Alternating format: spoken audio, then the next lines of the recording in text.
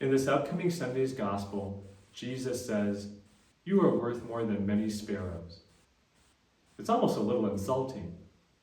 Couldn't we be worth more than a big fat ruby? Or if we're going to go the animal route, more than a golden retriever?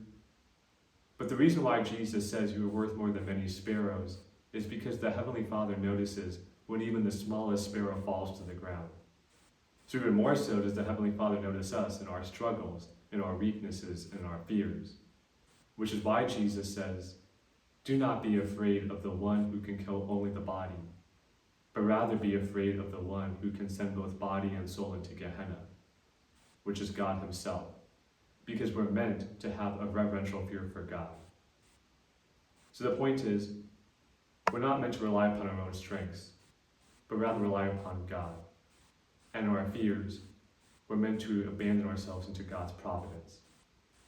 So you can think of a little child who's never made a dessert before and doesn't know how to do so. The child makes the dessert without the help of his parents. It goes horribly wrong, and the child just makes a mess because the child doesn't know what he's doing.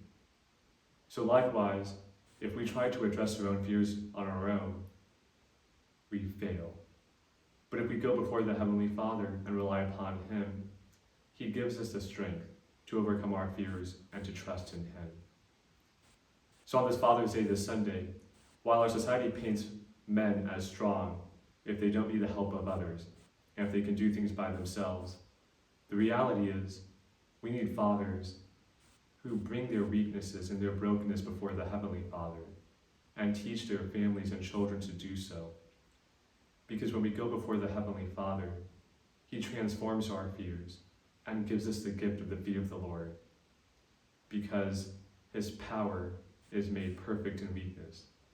And it is when we are weak that then we are strong, and we come to realize that indeed we are worth more than many sparrows.